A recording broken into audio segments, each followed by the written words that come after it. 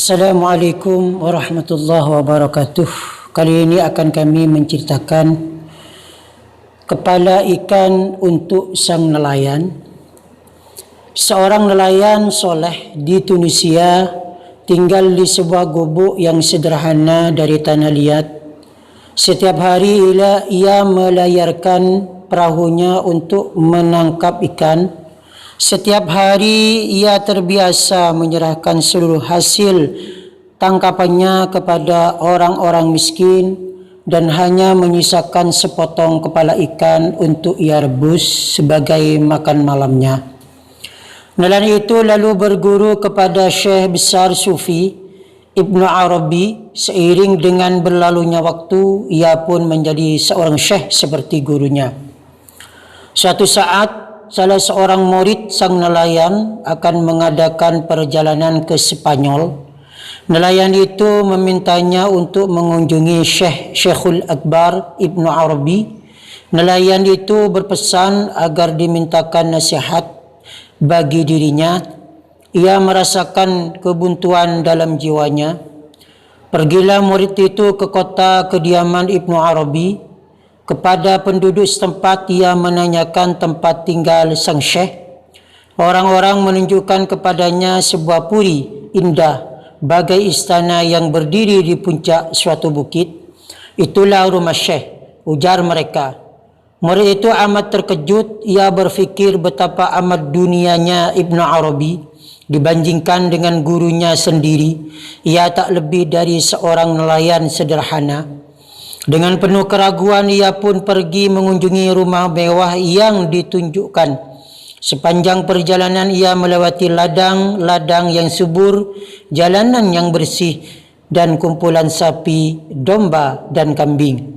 Setiap kali ia bertanya kepada orang yang dijumpainya, selalu ia memperoleh jawaban bahwa pemilik dari semua ladang, lahan dan ternak itu tak lain ialah Ibnu Arabi.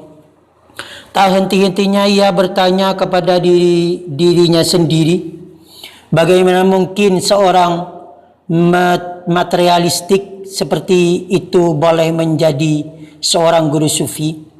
Ketika tiba ia di puri tersebut, apa yang paling ditakutinya terbukti. Kekayaan dan kemewahan yang disaksikannya di rumah sang syekh tak pernah ia bayangkan. Bahkan dalam mimpinya, dinding rumah itu terbuat dari marmer. Seluruh permukaan lantainya ditutupi oleh karpet-karpet mahal. Para pelayannya mengenakan pakaian dari sutra. Baju mereka lebih indah dari apa yang dipakai oleh orang terkaya di kampung halamannya. Murid itu meminta untuk bertemu dengan sang syekh. Pelayan menjawab bahwa Syekh Ibnu Arabi sedang mengunjungi khalifah dan akan segera kembali. Tak lama kemudian ia menyaksikan sebuah arak-arakan mendekati puri tersebut. Pertama muncul pasukan pengawal kehormatan yang terdiri dari tentara khalifah, lengkap dengan perisai dan senjata yang berkilauan. Mengendarai kuda-kuda Arabia yang gagah, lalu muncullah Syekh Ibnu Arabi dengan pakaian sutra yang teramat indah, lengkap dengan surban yang lazim dipakai para sultan.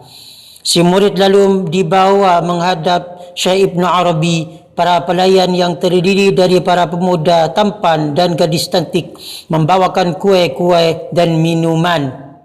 Murid itu pun menyampaikan pesan dari gurunya. Ia menjadi tambah terkejut dan geram ketika Syekh Ibnu Arabi mengatakan kepadanya, katakanlah pada gurumu, masalahnya adalah ia masih terlalu terikat kepada dunia.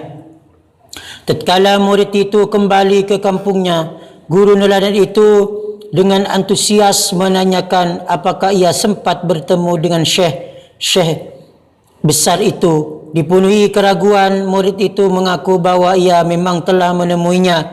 Lalu tanya nelayan itu, apakah ia menitipkan kepadamu suatu nasihat kepadaku?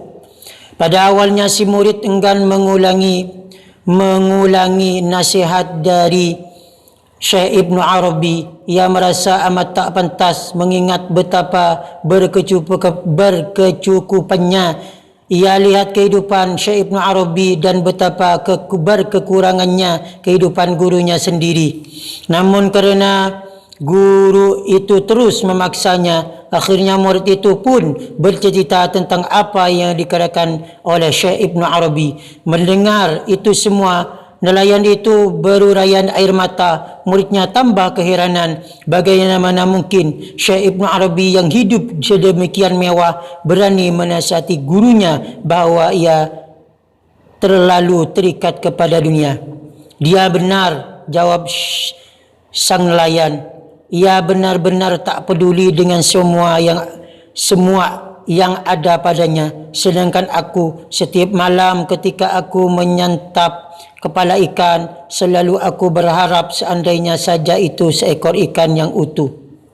Demikianlah sebuah kisah. Semoga kita semua mengambil manfaat dan mengambil pelajaran dari cerita kisah nyata ini, bahawa kita jangan selalu